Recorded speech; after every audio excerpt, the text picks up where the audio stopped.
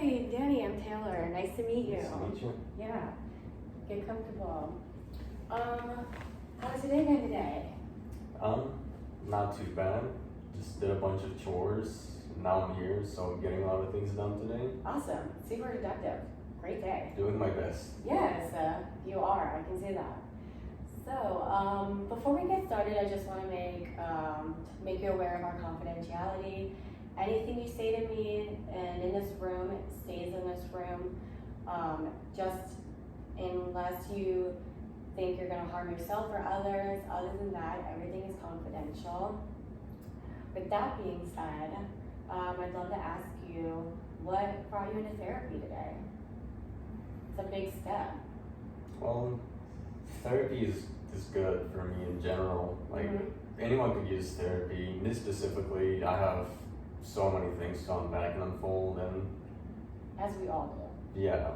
So that's why I have to be here. And my last therapist, for some reason, our contact just stopped. I tried contacting him and try and schedule our next appointment, but he still hasn't gotten back to me. It's been about a month. Oh. Which is really weird. It's really frustrating to hear. A little bit, yeah. Yeah, you took the initiative to get yourself into therapy and to be like ghosted. Yeah. Yeah, I'm really sorry to hear that. That sucks. I promise going forward, if I have any unavailability, I will definitely notify you. Yes, no worries about that with me. Yeah, what led you into getting into therapy with your last therapist then? Well, back then, it was after a visitor, it was after my visit of a psychiatrist who wanted to put me on antidepressants. Yeah. And she told me that I should be visiting therapy as well along with that. But my personal choice was trying to avoid medication at first and only use it only if like I really, really will need to. So I decided that I'll start with therapy first, and if therapy is just not going to be enough, I'll talk to my therapist about it. And then upon that, I'll be able to take medication upon the need. That's a really good idea. So what I'm hearing is that you sought help for a problem that you noticed, and then you took it a step further, and you went with what you were more comfortable with, and what you knew you wanted. Because medication can be scary. I totally understand that. Side effects and everything. It can be very helpful as well for things like, chemical imbalances that maybe talk therapy just can't get to. But the fact that you're here and you want to try this first means that you have that ability to help yourself. Yeah, and I seem to be doing fine without chemicals, unnecessary chemicals, so I don't think I really need them at the moment. That's amazing. I'm really glad to hear that. I'm really glad you're here. That's very courageous of you. Yeah. Is there anything that's happened that maybe led you to go to a psychiatrist? Any big changes in your life or any family problems? I noticed on the paperwork that you filled out prior to this, you're having maybe some turmoil within your family dynamic. Do you want to expand on that? Well, me and my family go back a long time. From birth. Yeah, from birth. And I guess, long story short, I never felt like I was recognized as a person in the family. Always, I guess, to me, it always felt like my opinion or my voice just never mattered to anyone in my family. So I guess that was like the start of it. I started recognizing that as a kid too, and I've literally called my family out on that, and I was like, why don't you consider my opinion on certain things? But they just always brushed it off. And I was like, almost pretty much everybody in my family, my immediate family. Yeah, that's super frustrating. And honestly, that's hurt on a deep level, because I know that your immediate family is the people that's supposed to look out for you. I'm really sorry you had to go through that. Yeah. And also you confronting them and then them brushing you off, I can't imagine how that feels like, because you took that initiative to even face them with what was going on, and then that just confirmed is what I'm hearing, all those beliefs you had about not being seen and not being heard. And I was a kid, so I didn't really recognize how much it mattered But now that I've become an adult and like all these issues that I like did not recognize as a kid, they started like growing along with me, and now that I have to deal with the consequences of like a lot of things that should have went better in my childhood. Yeah, I mean, that's amazing that you can even identify that too, though, you know? That's something that's in your conscious mind a lot of times. People aren't even aware of that. So you're Yeah. one step closer to like really being your best version, I would say. I mean, great now, I guess. So yeah, what I'm hearing is that you're identifying these things that you've had to deal with in your life, and that you know, I guess, what the root problem is, which is why you're here today. And a lot of these times, like those deep pains manifest in ways that we don't always see. It seems like you're aware of them though, and that the only way to heal like our current issues is to go back in our past, which is something that you're doing right now. So I fully believe that you are capable of getting past these things. I'm doing my best. You are, you're here, and that's amazing. And maybe if you want to elaborate on that, not being seen, was it any, like a build up, was like a significant turning point in your life that you maybe made that awareness?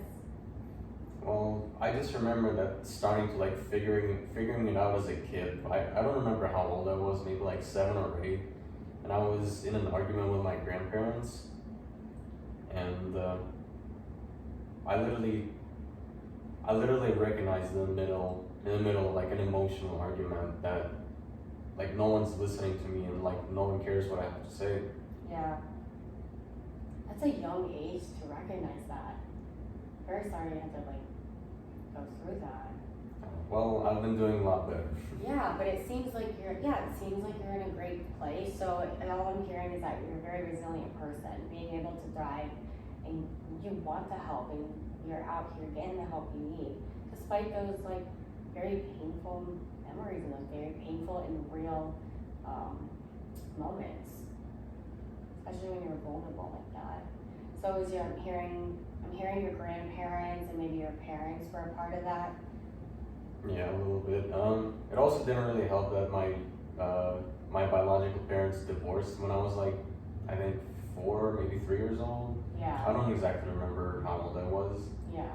And lacking a consistent parental figure from my father's side was difficult for a young kid. Yeah. I feel like you need to be in this chair. You got this. I'm just kidding.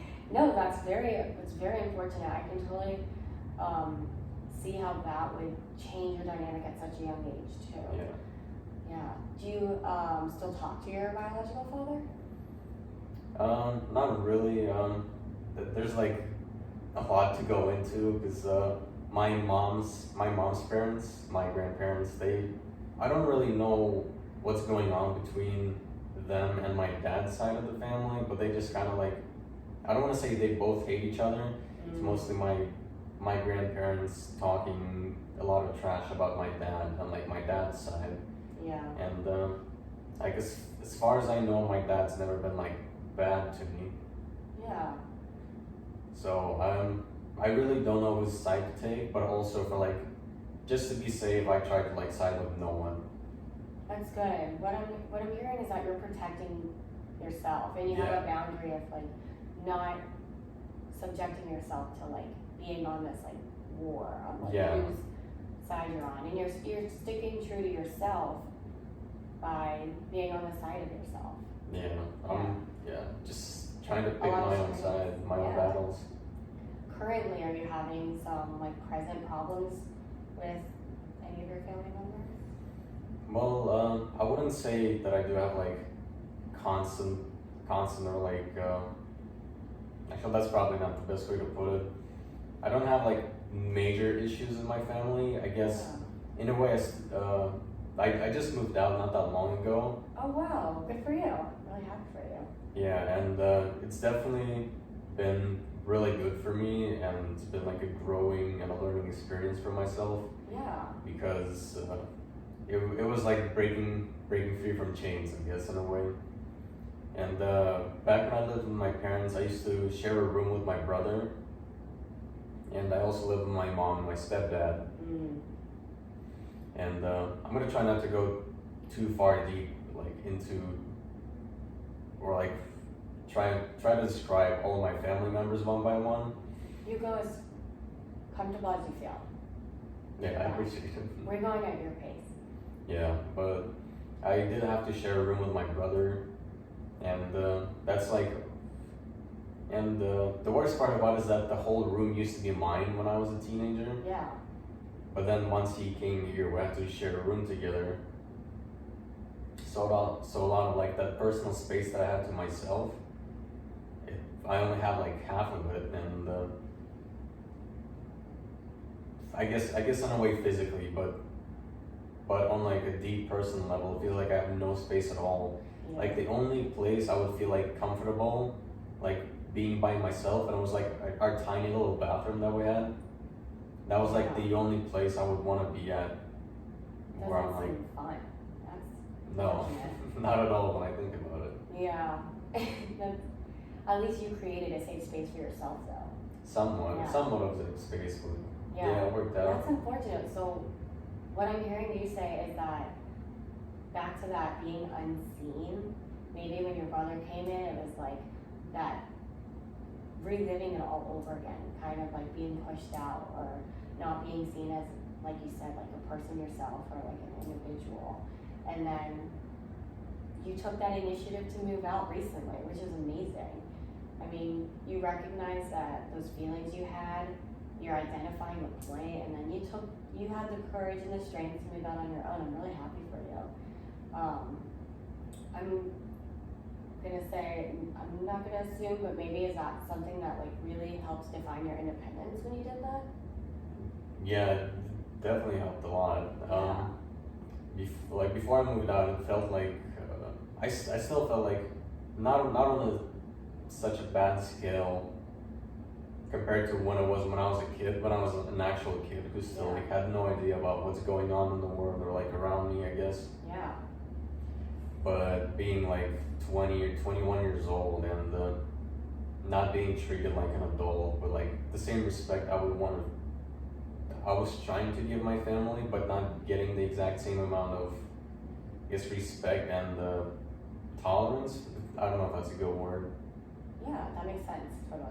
Yeah, it felt like not all of us were trying to meet each other halfway. Yeah. What I'm hearing is that there's no like reciprocity. You were giving, but they weren't reciprocating back to you. Yeah, it was a That's little bit frustrating. hard.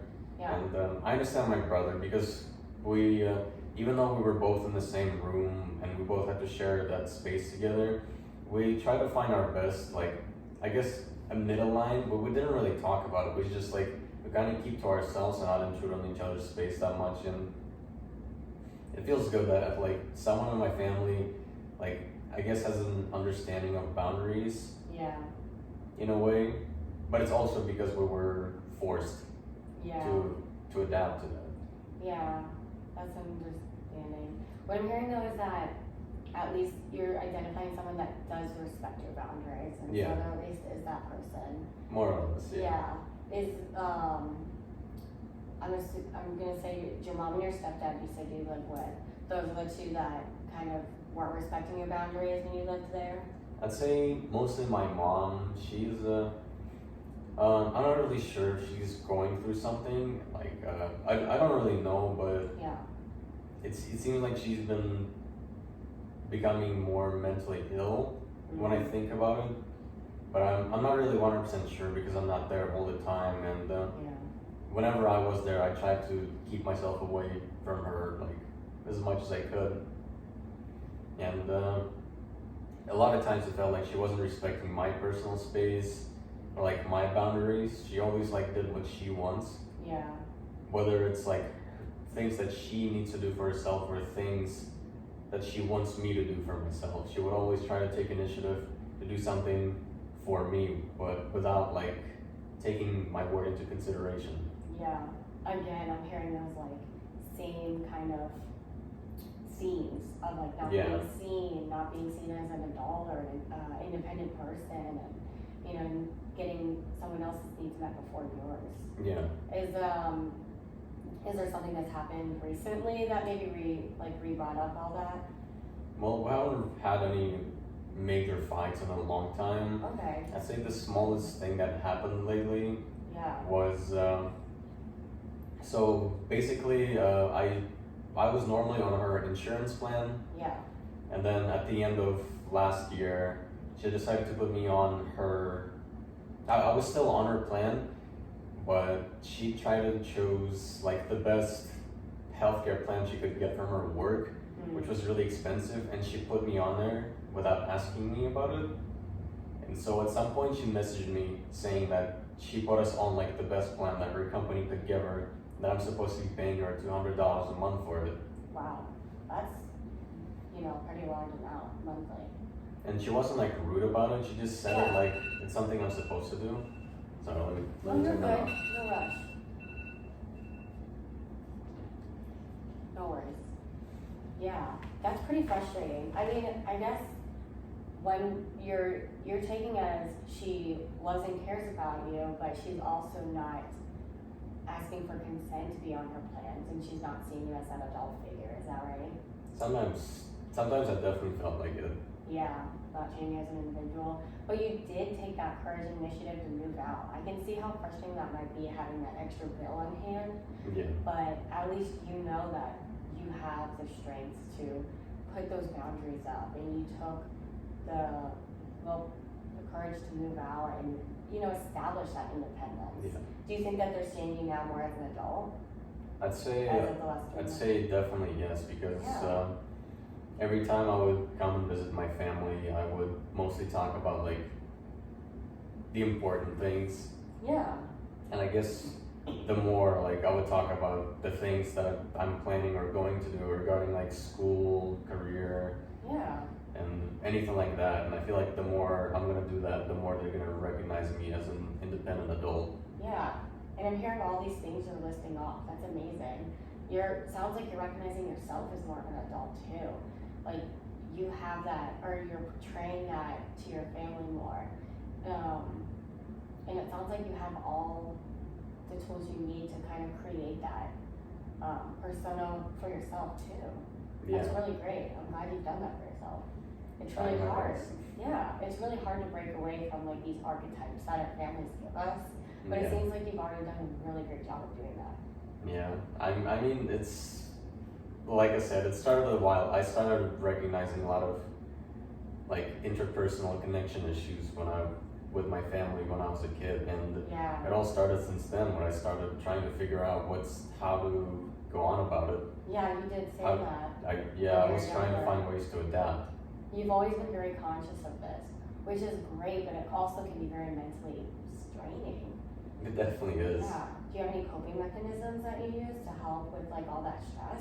Well, I'd say during my teenage years, I spend a lot of times like on my computer, Yeah. whether it's like playing games or just doing whatever I could, and then I don't want to say I was like psychologically addicted to it, but it just became a habit that I would like constantly do all Yeah. over and over, and I would spend so much time, Playing games? pretty much, yeah. Well, I mean, that's a healthy coping mechanism.